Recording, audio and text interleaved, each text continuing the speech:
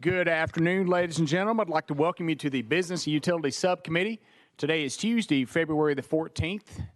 Happy Valentine's Day. It is noon. I'd like to call this meeting of the Business and Utility Subcommittee meeting to order. Mr. Clerk, can you take the roll, please?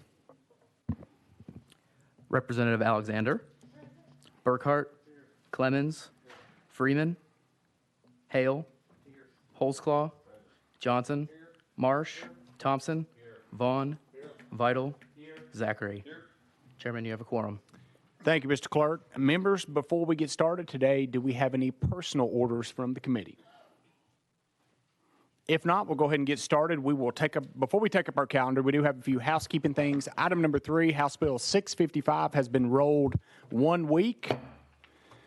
Item number 8, House Bill 1494 has been rolled 1 week. And so we will take up our calendar and we'll get started with item number 1. That is House Bill 805 by Leader Lamberth. We have a motion. We have a second. Leader Lamberth, you are recognized, and it looks like you have an amendment on that bill. What drafting code are you showing on that? Yes, sir, Mr. Chairman, drafting code 3936. That is what I'm showing. We have a motion. Do we have a second on the amendment? We have a second on the amendment. Members, let's go ahead and get the amendment. Do you want to explain that, or is it Mr. Chairman, it's a clerical deletion, a location within this state that, and substituting this state or elsewhere that. Okay, members, you've heard that explanation of the amendment, so let's go ahead and adopt the amendment, get it on there. All in favor of adding Amendment 3936 to House Bill 805, say aye. Aye. All opposed, say no. The ayes have it. Sir, your bill is amended. We are back on the bill as amended. You are recognized. Thank you, Mr. Chairman. And members, for years we've had the do not call list where folks can put their number on a do not call list, and they are not aggravated in large part by some of these, solicitations that are done. There are lots of exceptions to that and everything else that I won't go into the details on, but this just adds text messages to that. I'm sure all of y'all have gotten some of the same text messages that both me and my constituents have gotten, just unsolicited text messages on everything from advertising to selling property. There's a fellow who texts me about once a month from different numbers and offers to buy a specific piece of property. I've texted him several times and told him I don't own that property, but if he wants to buy it from me, that's perfectly fine. He's just got the wrong number, but he just texts all the time for whatever reason to me on it. And there should be a way to at least put, your number on a do not text list, just like the do not call list operates. Thank you for that explanation, Leader Lamberth. Members, do we have any questions for the sponsor? Leader Lamberth, I will tell you, I appreciate you carrying this. I thought we had done this a couple of years ago, but apparently not. So I appreciate you bringing this bill, and I actually would like to co-sponsor it. So thank you. Yeah, thank you very much, Chairman. Members, anything else? Representative Clemens is recognized. Thank you, Mr. Chairman. Yeah, I think this is a great idea, given that we've got a lot of residents of Davidson County that are getting harassed, people trying to buy their homes and really trying to take advantage of individuals. And so to the extent we can prevent them from texting them and trying to take advantage of people and get them out of their homes in this housing market, I appreciate that effort. Thank you. Anything else from the committee? If not, members, we are voting to send House Bill 805 as amended to full commerce. All in favor say aye. Aye. All opposed say no. The ayes have it. Sir, your bill is on its way to full commerce. Congratulations. Thank you, Mr. Chairman and committee members. And Mr. Chairman, we'll make sure to send you a sign-on form. Thank you. Yes, sir. All right, members, next is item number 2, that's House Bill 592 by Chairman Reedy. We have a motion. We have a second. Chairman Reedy, I do not see any amendments, so you are recognized on your bill. Thank you, Mr. Chairman. House Bill 592, as introduced, repeals the Soil Scientists Licensure Act of 2009, and it was interesting, people visiting with me thinking, oh, it's soil, that it would go in front of the Agriculture Committee. But however, going through Commerce and Insurance, occupational licensing, we have to come see you. And with that, if I could brag for a moment that in, let's see, since 2017, the state of Tennessee has not created any other additional licensing, but we got rid of the locksmith law and the shampooers law. And what's interesting, and of course it's a reference that I like to use to go to on occupational licensing, it's called License to Work by the Institute of Justice. And in that book, it's their 3rd edition, it makes reference to 102 occupations that we license in the state. And it's interesting, we find in our surrounding borders of the state of Tennessee, right now, Tennessee, we have 69 occupational licenses. Arkansas has 72, Virginia 72, North Carolina 66, Mississippi 65, Alabama 63, Georgia 41, Kentucky 38, Missouri 33, with Wyoming is the state with the lowest occupational licensing. And that's what we're doing at this time, or hopefully with your permission, is to repeal the Soil Scientists Licensure Act of 2009. Come to find out, there's only 8 states that require their soil scientists to be licensed. And it was interesting information that come from Georgia. And from Georgia, just like our Government Operations Committee, Georgia's Sunrise review of a professional or a proposal to license soil scientists, the report recommended against the licensure, which they went ahead and did likewise what we did in 2009. So then the question comes up specifically to percolation or perk test that goes on in our district when somebody's wanting to build a house, maybe it's a mobile home, or whatever the necessity to put in a sewage septic tank system. It's interesting, last night, trying to find reason why do we need soil scientists. And Senator Nicely, I had a discussion with him, he's a soil scientist, and I said, Senator Nicely, there is no good reason for you to be licensed under Commerce and Insurance to do your job. These are independent contractors, they have a business license, they work under the authority for perk tests under TDEC, the same as soil consultants. So if in your district, if you ever had these concerns, you can work with a soil scientist or a soil consultant. Now, a soil consultant does not have to be licensed by Commerce and Insurance, but they do the same work. This email that I received, I am a soil scientist with 22 years of mapping and soil classification experience with a degree in environmental ag science from Tennessee Tech University. I looked into taking the exam. Now keep in mind, in 2009, there was a grandfather clause that allowed all of these soil scientists from the soil consultants to be rolled in. So apparently there's a test out there that these folks have to take now, where at 2009 we had about 100 people that were soil scientists. Now we're sitting right about 48 to 50 that are active.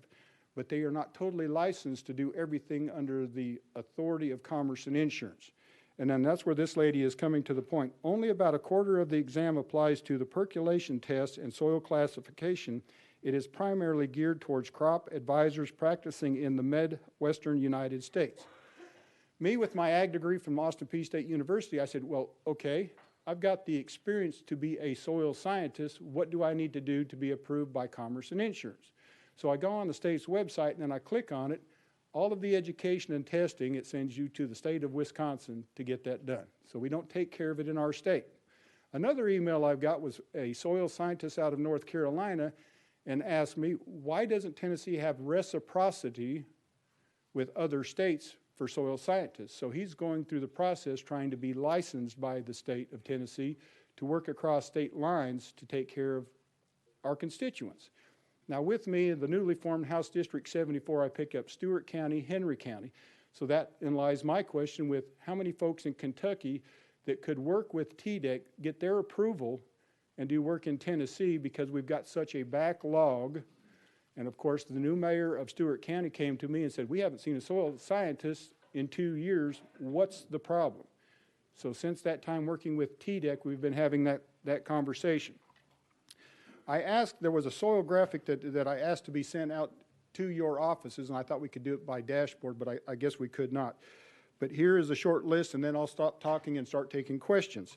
Standards for becoming an approved soil consultant have been in the rules since the 1980s.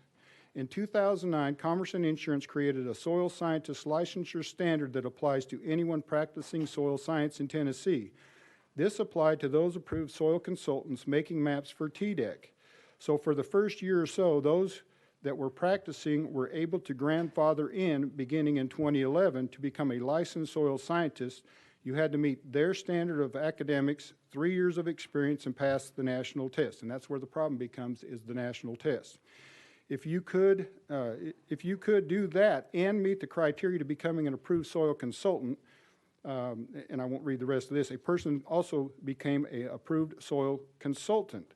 So right now we've got, in some areas, they're using soil consultants. They pick up the phone, we need to see you tomorrow, and they are seen. But right now with a soil scientist, there's a wait list for 12 to 18 months. So my question once again, why do we have to have this licensure in place if we decide to repeal it, these folks can continue to still do business under the purview of TDEC. But my hope is, and we keep talking about how do we get our college, university, or TCAT, somebody to produce more of these young people to get into this profession, and it's because of the onerous rules and regulations under commerce and insurance that would, and they decide, well, I don't want to go into that field, and that's where we saw the depletion of 100 down to nearly just 50 soil scientists. And my hope is that they would take on apprentices, and I'm looking at this thinking, okay, what would be the age of that person that was grandfathered in 2009, and what's preventing younger people to get into this business? And I think it's the onerous regulations. And with that, Mr. Chairman, I stand for question. Chairman Reedy, we appreciate that very thorough explanation there. Members, do we have any comments? Chairman Vaughn, you recognized. Oh, he's smiling. Thank you, Mr. Chairman. When I first reviewed this bill, my immediate reaction was negative. And the reason that I say that is because in my day job, I employ soil scientists, and I didn't want there to be a problem with recruiting a crop of folks because it is undermanned. Whenever I talk to the fellow that I've got 10 years history with, I've got to get on his list because he's months out because there's so few people in here.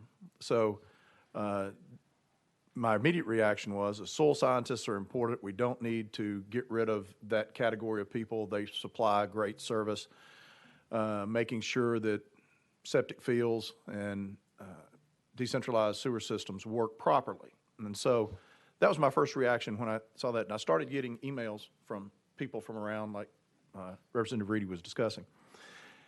And then I called my soil scientist that I use. And I said, what do you think about this? And he said, the national exam has about a 52 to 53% pass rate.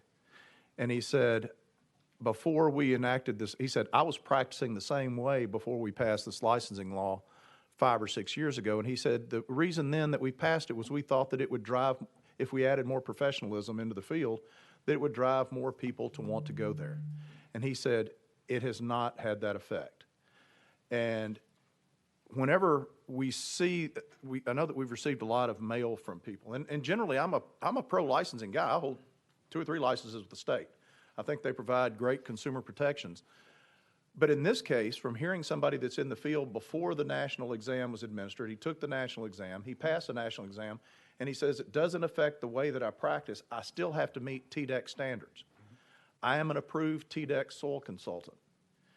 All that said, it's almost the same as the C&I registration. It's just that they have taken this national exam, and as Representative Reedy so thoroughly discussed, the fact that not all parts of that exam are applicable to what we're seeing here in Tennessee, and there's not a reciprocity element to it, then it's got to be of questionable benefit.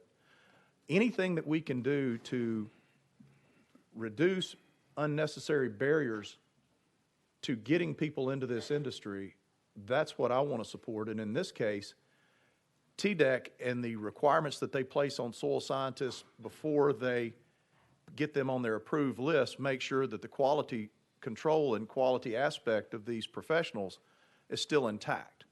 And so from that standpoint, when I talk to somebody who's in the field that I rely on almost on an annual basis to assist me in my business and my customers, tells me that it's not providing value, then it looks like it may be a hindrance to getting more people into the field or curriculum being developed at a community college or a TCAT or to put this into place. So I, for one, I'm going to vote in support of this bill. And my view changed 180 degrees in perspective whenever I started talking to people in the industry and people that I rely on in my daily job. So anyway, that's how I'm going to vote. Thank you, Chairman. Speaker Marsh, you're recognized.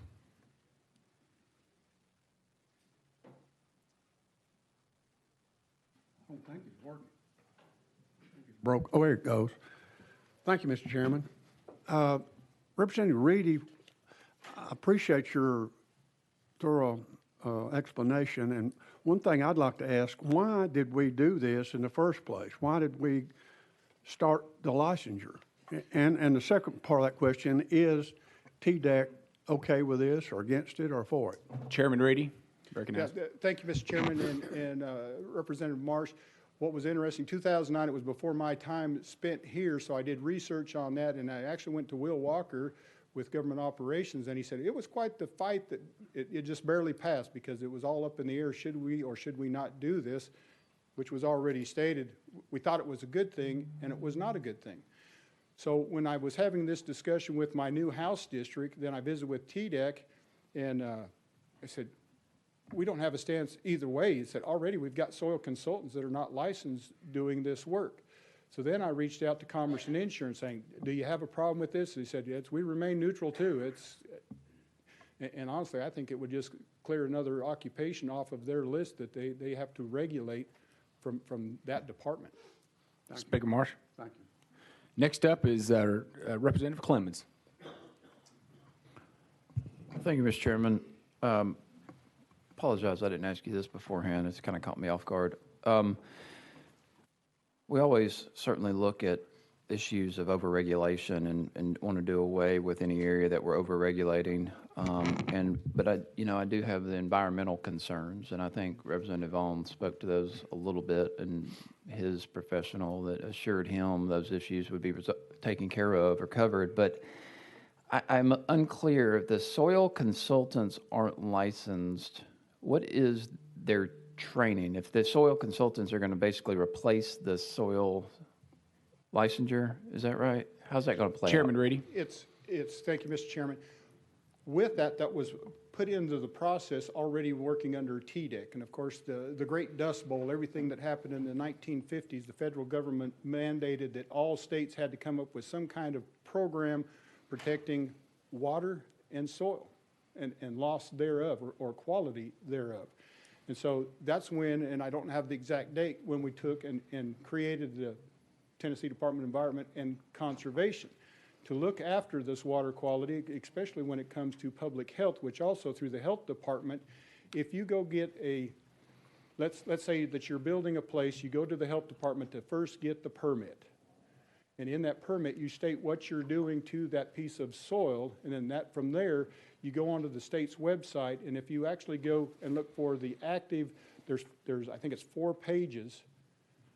It could be 3 or 4 pages, but it's the active soil scientists. But at the same time, in your district or your mayor, they could go to that list for soil scientists or a soil consultant, and they're both doing the same thing.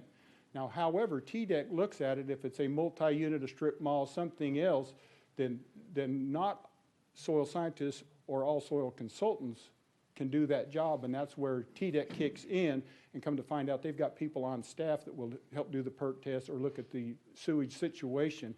In my case, in Stewart County, there is no septic system. You know, there's none underground pipes or anything, so every house or business is on a septic tank.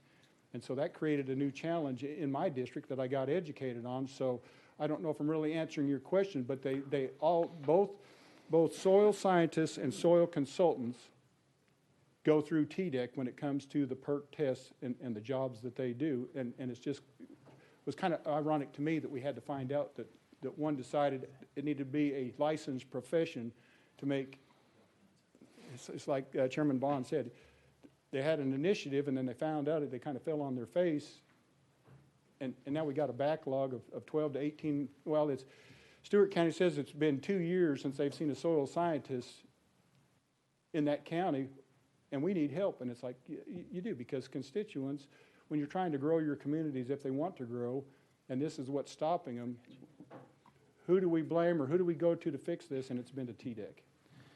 Chairman Vaughn had something directed towards you, Representative Clemens. Chairman Vaughn, you recognize. Representative Clemens, there's TDEC, in order to be an approved soil consultant on TDEC's list, they have they set up a requirement to have so much classroom training that's considered relevant.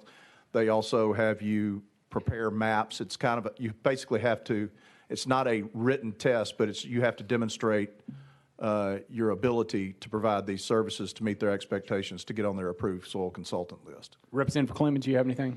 Yeah, thank you, Mr. Chairman. I appreciate that clarification, and obviously, when you start going down this path. Like I said, my concerns are environmental in nature, and as well as these individuals. And it's my understanding, and then I know we've all received the emails, the licensed professional soil scientists, and I understand part of that backlog is a result of the state cutting those positions back substantially and creating that backlog. Would it be a better solution for us to maybe better recruit or better staff those positions within TDEC than necessarily eliminate the licensure? Chairman Reedy. I don't have an answer for that, but I do think it's onerous regulations coming through the licensure program for commerce and insurance that has stopped that. And of course, it's over the last few years since I've served, and we came in together as freshmen, that they've kept talking about that and how do we get the universities, colleges interested in producing a young person that wants to go in this field, and they're just not there. So I don't have an answer, but constantly what we've got going on with, I appreciate your support, the flooding that took place in Humphreys County and Waverly. Yes, TDEC needs to be there. They're part of the equation as well as TEMA, FEMA, and everybody else. Next up, we have Representative Burkhart. You recognized. Thank you, Chairman. So the consultants will be recognized by TDEC? They currently are, yes, sir. Okay, so they do the same work as a licensed professional does now? Chairman Reedy. Thank you, Mr. Chairman. Burkhart. Thank you, Chairman. Are you saying that the test probably would need to be more regional, more state-oriented if there was a test? Or, I know you're saying to get rid of it, but what should it be? Chairman Reedy. From what I understand, the soil consultants don't take that national test that is under the purview of a soil scientist. And it's because the development of the board and the requirements thereof under the licensure program, they have to follow that pathway. Representative Burkhart, you recognize. Thank you, Chairman. I know that what you're going through in Stewart County, Speaker Johnson and I are going through in Montgomery County. We have 12-month backlog on septic permits. I don't know what's wrong with our particular region. I'm not sure that this fixes anything, but I know that we do. What I don't want to do is put more work on TDEC because we're having trouble getting work. Like I said, we're 12 months behind now, so I don't want to put any more work on them. And this doesn't do that, correct? Chairman Reedy. Thank you, Mr. Chairman.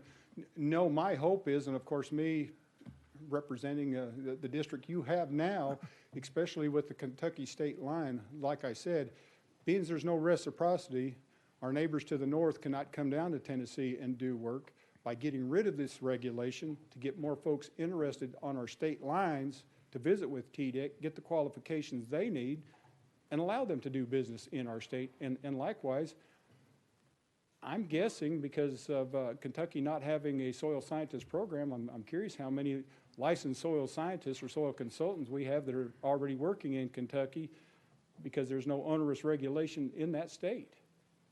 Thank you. Representative Alexander, you recognize. Thank you, Chairman. Mine was about education, and I think Chairman Vaughn answered it. Next up, we have Representative Votto. You recognize.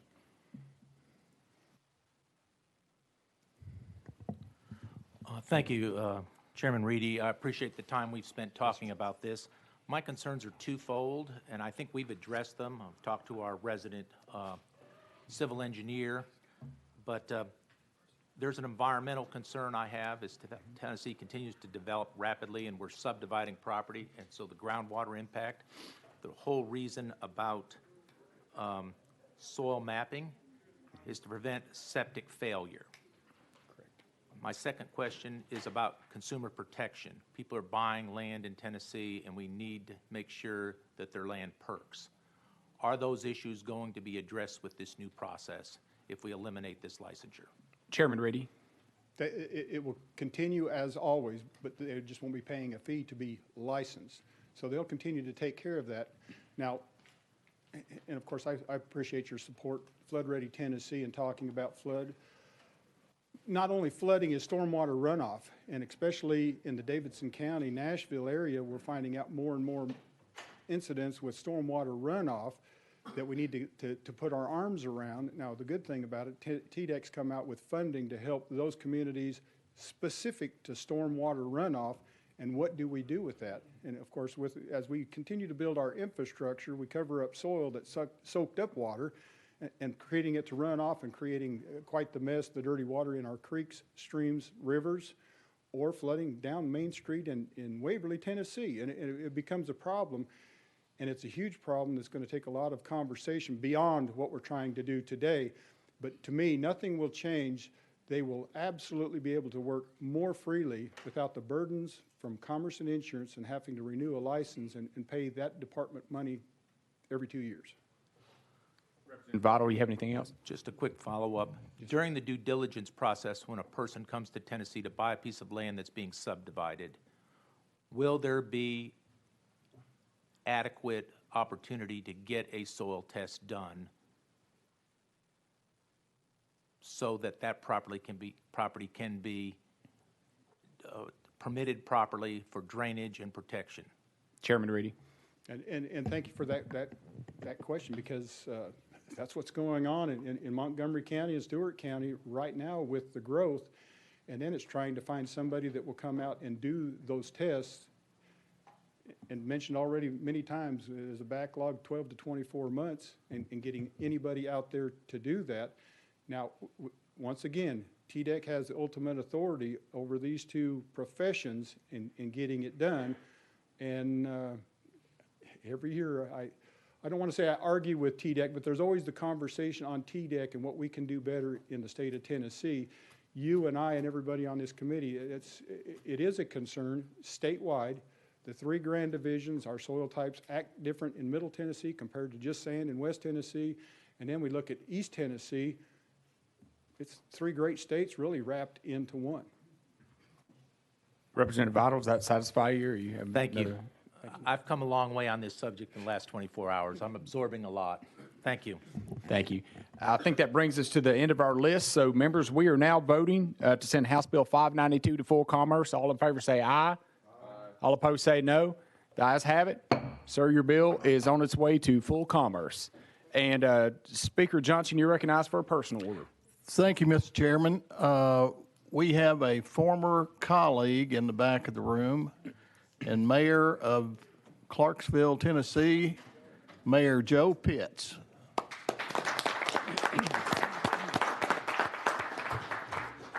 Mayor Pitts, it's great to see you today. And members, I've got to step out to run a bill, so I'm going to hand off the gavel to our capable and estimable Chairman Vaughn.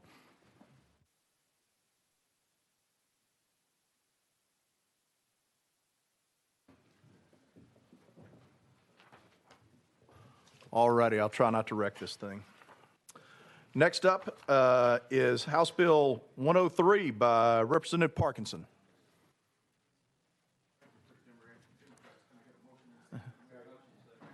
You, sir, have a motion and a second, and your bill's in proper posture. You're recognized, sir. Thank you, Mr. Chairman, and thank you, guys, for the motion and second. Let me identify this bill. House Bill 103 is the Lash Tech licensing bill. Let me identify a problem that we have. Lashing, this is not the problem, but this is the setup for the problem. Eyelashing is a billion-dollar business. The lash extension market size was valued at $1.36 billion in 2020. It is projected to reach $2.31 billion by 2028. Students who want to focus on lashes only, they have to go to either a full cosmetology school for 1,500 hours at a cost of $15,000 to $40,000 per student, or an esthetician school for a minimum of 750 hours at a cost of about $13,400 per student, plus an additional $3,000 for books and supplies, along with other fees. In order to do lashes professionally today, one must be a licensed cosmetologist or a licensed skin care professional and esthetician. Our solution, this bill creates a solution. It creates freestanding schools for those that want to only focus on lashes only. It also creates an apprenticeship model opportunities along with it.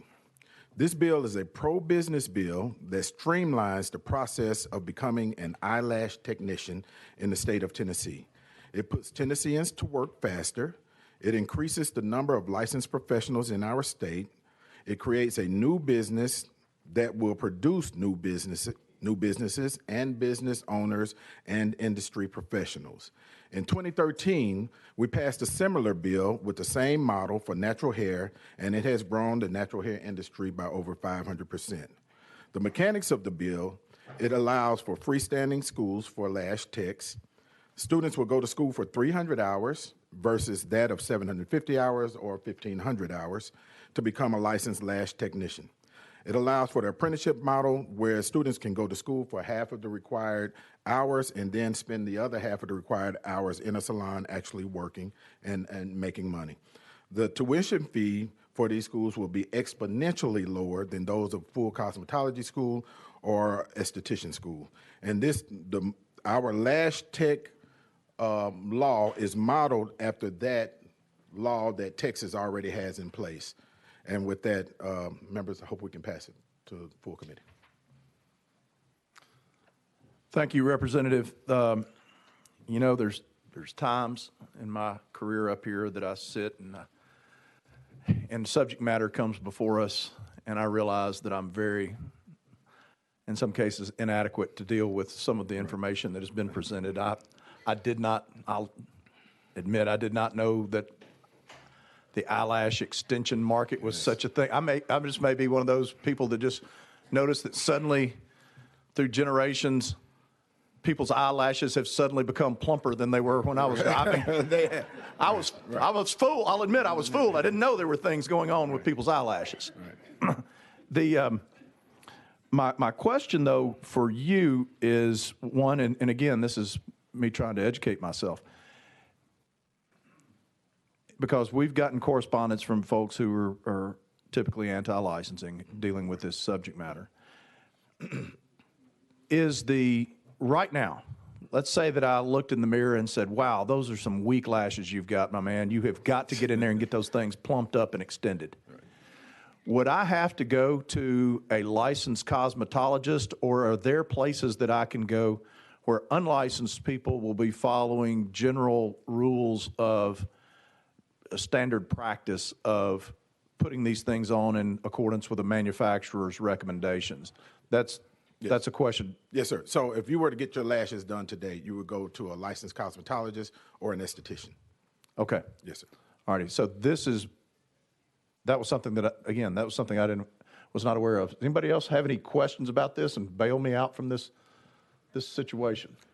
And Mr. Chair, if you don't mind, just follow up to your question. I don't like to talk more than I need to, but with this bill, it streamlines the process and shortens the required amount of time for students and the required amount of money that it takes to become a licensed person that can do lashes by setting up freestanding schools specifically for lashing only.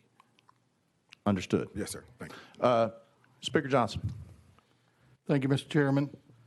Mr. Sponsor, let's say, for instance, under your bill, if Chairman Vaughn wanted some lashes put on, and he purchased the lashes and I put them on, would that prevent me from doing that under your bill? And Representative Parkinson. Yes, thank you, Mr. Chair. And it would. And the reason why we have licensing in this area is because it's a health issue, right? We're dealing with individuals that are actually attaching glue right above the eyes. Okay. And so that's why we have the licensing deal. And in that licensing, there's also the sanitation requirements that have to be taught in the instruction of this licensing. Thank you, Mr. Chairman. Yes, sir, Speaker Johnson. Next up, we've got Speaker Marsh.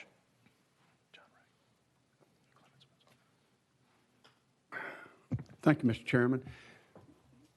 Why 300 hours? How did you pick that? Could they learn how to do this in 100 hours, or is it that difficult? Well, Representative Parker. Thank you, Mr. Chair. Well, right now, they have to go 1,500 hours in the cosmetology school. And then to go to an esthetician school, you have to go 750 hours. The 300 hours came after the law that was done in Texas. Texas has modeled this law, and several other states have the law also, but 300 hours seems to be the standard. Speaker Marsh, you got to follow? All right, thank you. Representative Clemens. Thank you, Mr. Chairman, and thank you, sponsor. This appears to be just pretty much a straightforward consumer protection bill. Is that fair? I think you can label it as a consumer protection bill, but I also think you can label it as a pro-business bill, pro-jobs bill, pro-drive to 55 bill, because we're creating more individuals with those certificates and licensing professionals that'll be coming out into our state and going to work. Additionally, I think it's important to note too, I want to say this again, I might have breezed through it. When we did the same thing with natural hair, right? And when we did that with natural hair in 2013, those schools opened up, and at that time we had 12 licensed natural hair stylists. Today we got over 1,000 licensed natural hair stylists. But you got to remember, when these students go through these schools, they come out of those schools not only as professionals but also as new business owners, because they go on to open up salons and shops themselves, which puts more businesses into our state. So it's a business that breeds businesses. Thank you, Mr. Sponsor. Representative Alexander. Is there insurance that these people doing eyelashes get to protect themselves in case they slip and hit somebody in the eye? I mean, this is a really delicate part of your, I mean, you don't want to make somebody go blind. And then, I mean, is there any kind of insurance that's required for these people that do this job? Mr. Sponsor. Thank you, Mr. I think they have, most of the salons have, business insurance that protects them. But you're absolutely right, and that's why the instruction is so important, because there have been people whose eyes have been glued together. There have been people, seriously, I'm serious. There have been people whose eyes have been glued together when having amateurs, attaching lashes, or you have someone whose lashes may fall off, in the middle of the day, or hang down because you had the wrong people doing them. But that's a very good question, but most of them have the business insurance because they're operating a business. Okay. Thank you, Mr. Sponsor. Committee, again, me being totally new to this, I first sought expert counsel in the fact, and I asked my 21-year-old legislative assistant and said, "You ever heard anything about eyelashes being enhanced?" "Oh, yes, sir. That's a big deal." Okay, cool. So next I went to I did a deep dive into it, and I talked to my lovely bride of 34 years and said, "Honey, you think that these eyelash folks putting these eyelashes on ought to have a license?" And she said, "You mean they don't?" And I said, "Well, I don't know. I'm about to find out more about it." So anyway, that's been my foray into this, and I feel inadequate, again, passing judgment on this, and it is creating a licensing opportunity. But our colleague here, if somebody wants to be hired on to strictly do eyelashes and doesn't want to go the full cosmetology route, I do see the fact that this does provide that route for them. Does anybody else have any further questions? If not, we're going to take a vote on this matter. All those in favor of sending House Bill 103 to full commerce, please signify by saying aye. Aye. Any opposed? Hearing none. We'll see you in full commerce. Thank you so much. Thank you so much.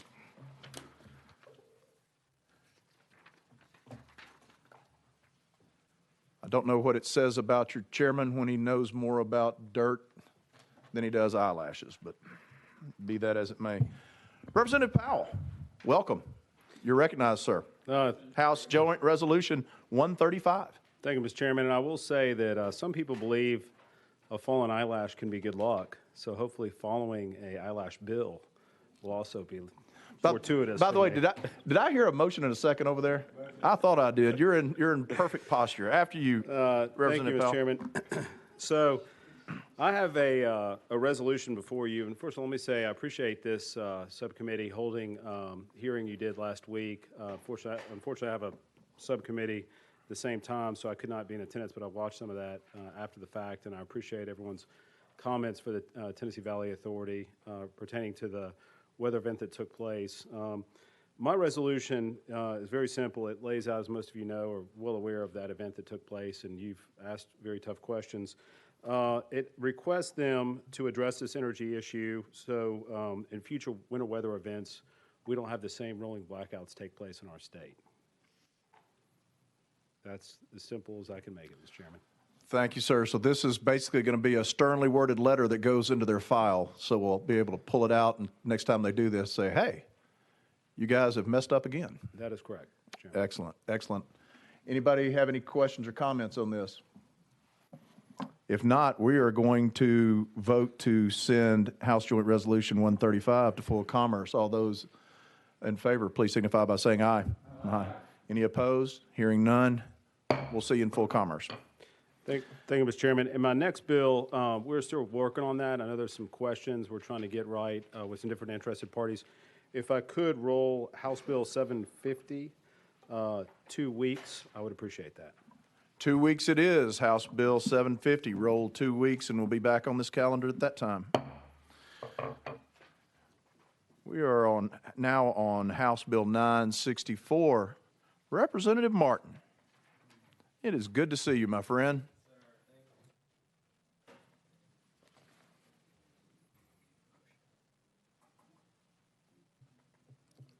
Do we have a motion on his bill? There is a motion, and there is a second.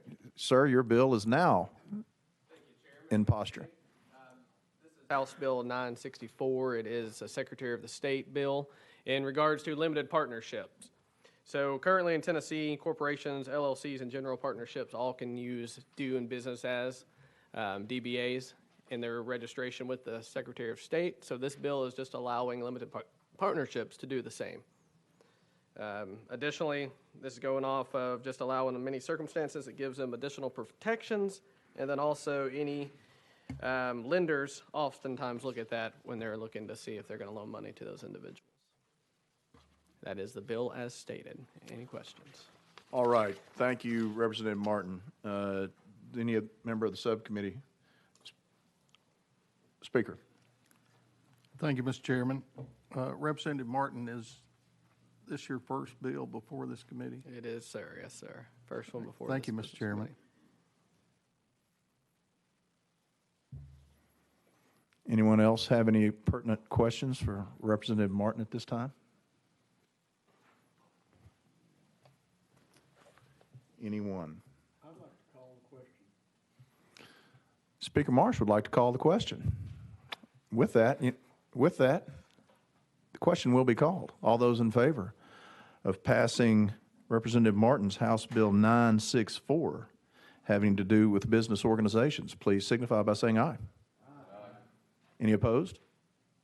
No opposed were heard. Therefore, sir, we will see you in full commerce. Thank you, Chairman. Thank you, committee. He wrote. Okay. Next up, hey, there's Representative Burkhart.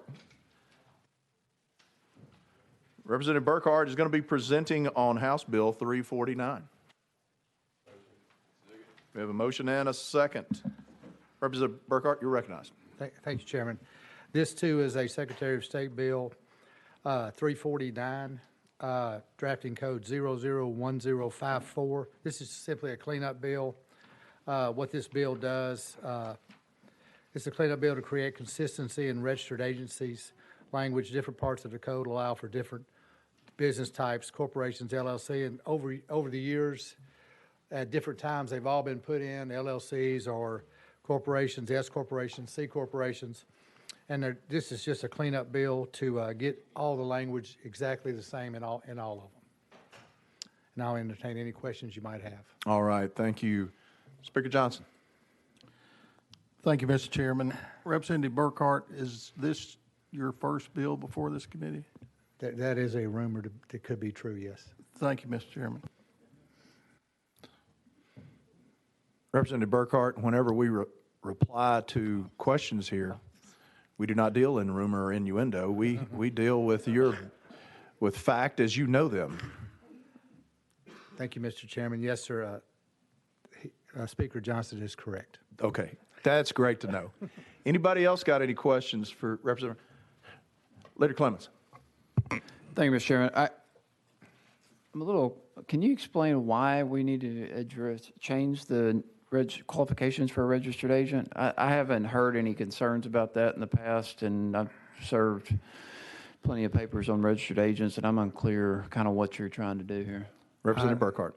Again, thank you, Mr. Chairman. This is simply a cleanup bill from the Secretary, and there's somebody here from the Secretary of State's office for further explanation if you need it.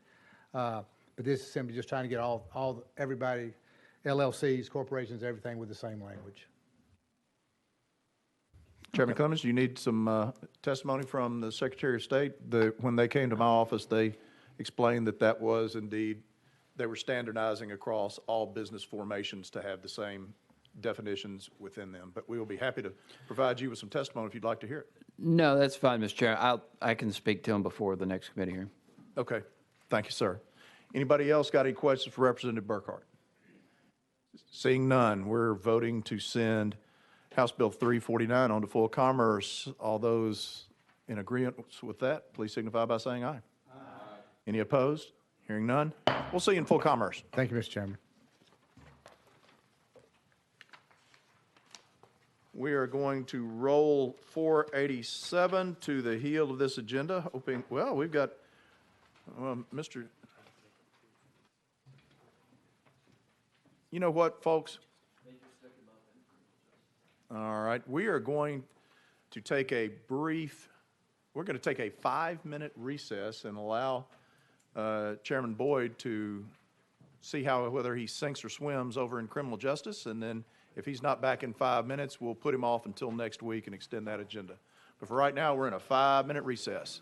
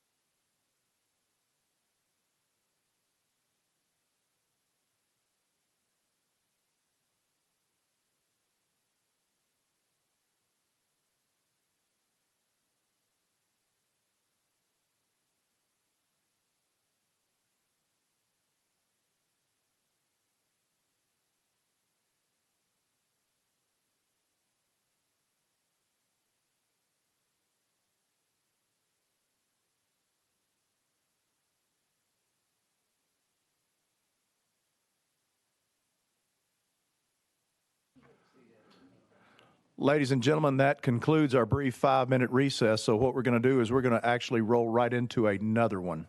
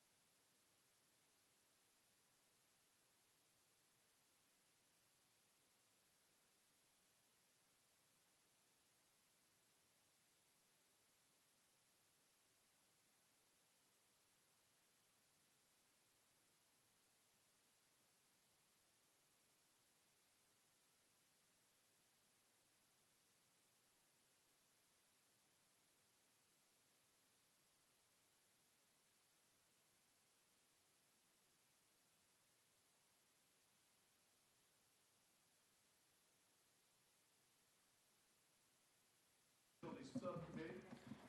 With that, we're going to take up House Bill 487 by Chairman Boyd. We have a motion and a second, Chairman. Thank you, Mr. Chairman of the committee. We're looking for an amendment on this one too, aren't we? Yes, sir, we do have an amendment.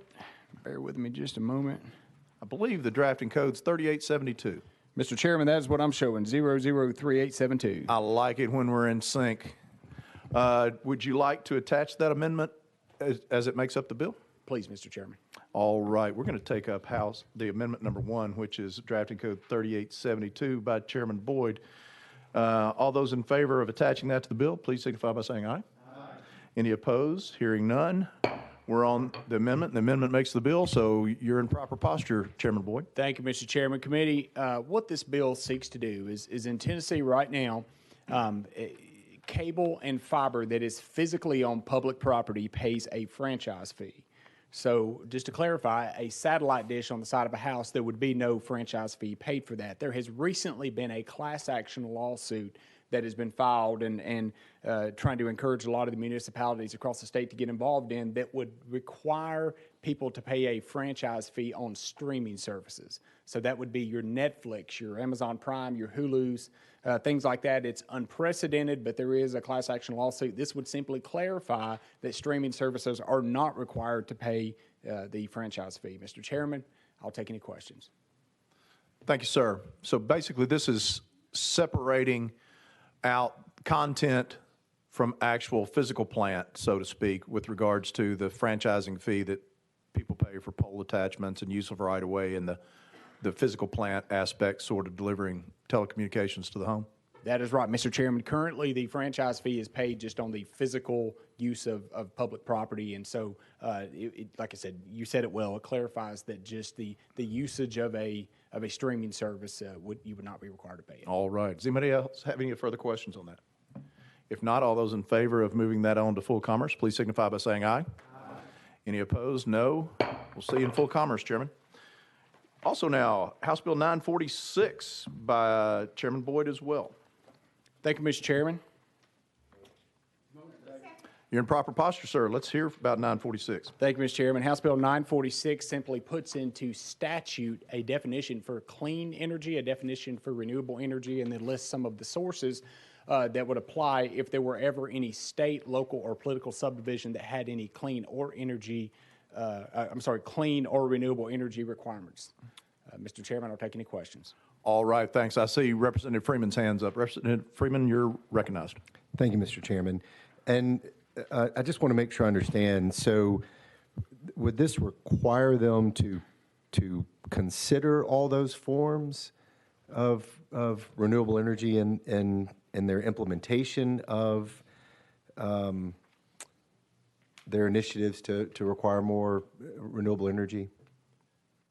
Chairman Boyd. Thank you, Mr. Chairman. So what it does put a definition in place, and then if they came up with a requirement, these shall include, these are permissible sources that we're putting into statute that could be considered clean or could be considered renewable. Now, my guess is that as clean and renewable energy continues to evolve, there will be future generations that will come in here. It could be next year that we figure out another source that needs to be added to that. But these shall be included. Thank you, Chairman. Representative Freeman. And explain to me the reason for this, because, for example, here in my hometown, Nashville, we have renewable energy resolutions that a certain percent of our energy needs to be renewable, and we have chosen to do wind, solar, and geotherm. Would this require us to also have a nuclear power plant in the middle of the city to? Chairman Boyd. Thank you, Mr. Chairman. No, it doesn't require that. And actually, you guys are, if you have a clean energy requirement and you've indicated these, then you're in good shape. But if someone were to say, hey, we want to make sure that our energy is sourced, 50% or 75, whatever the number is, by clean energy, and then the utility provider could say, well, based on state law, it looks like we're meeting that because we're using nuclear or hydro or some blend of that. So that's simply all it does. Representative Freeman. Last question. This is the first time I've ever seen nuclear as renewable energy. What other associations, groups also view nuclear energy as renewable? Chairman? Thank you, Mr. Chairman. And so it's interesting that you did that, and you mentioned that, because when we looked this list over and we looked at what other states were doing and just, did various research on it, nuclear was one that usually falls under the clean category. We were sort of unclear on the renewable, but then the definition that we use for renewable, and let me find it here so I can read it to you. It's, where's the definition here? I think it's in the first part. Yeah, so renewable energy means an energy that is derived from a source that is naturally replenishing or that is virtually inexhaustible on a human timescale. And so we figured we needed to put that in there because, in theory, one could say that solar energy is not renewable because the sun could burn out someday. And so we put that on a human timescale. And nuclear energy, within a human timescale, we're not going to run out of that. And the technology now, the technology is here now where we can take the nuclear waste and it can be refined and recycled, which gives it another lifespan. And then now there are new technologies emerging with regard to nuclear energy outside of uranium. And so we think that it fit in that category of renewable. Thank you, Mr. Sponsor. I got to say, if the sun goes away, we're all in a lot bigger trouble than anything else. You and I are good friends, and we've had multiple debates over local control, and I just have an issue with taking local control away from municipalities that have their own their own renewable energy goals, and forcing them to contemplate things that just won't work within that community. So, but I appreciate the intent. All righty, do we have any further questions of our bill sponsor? I've just got to say, when I see the captain of our ship down in front, it feels like we're just a little bit off balance here, but we're making the best of it. All right, seeing no other questions for our chairman, we're going to vote to send House Bill 946 on to full commerce. All those in favor signify by saying aye. Those opposed? All right, would the noes please let the clerk know that they would like to be recorded as a no? And with that, we're off to full commerce. And is our day done? Yes, sir. All right, without anyone's objection, we're going to adjourn this meeting.